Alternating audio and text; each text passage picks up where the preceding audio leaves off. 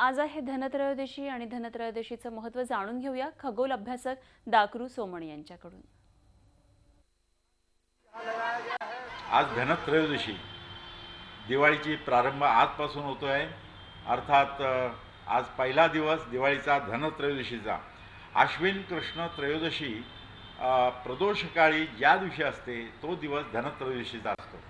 त्यामुळे आज प्रदोषकाळी आश्विन कृष्ण त्रयोदशी असल्यामुळे आज धनत्रयोदशी आहे। या दिवशी दीपदान करायला सांगितलेलं आहे।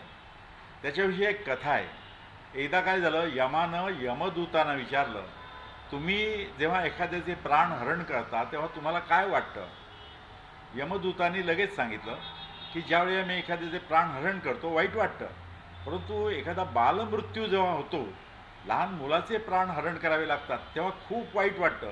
त्यावरती यमराज काहीतरी उपाय सांगा।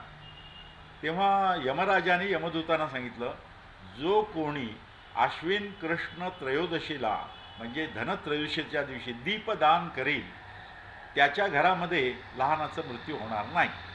आता मला सांगा, ही कथा आहे, पण याचा अर्थ काय?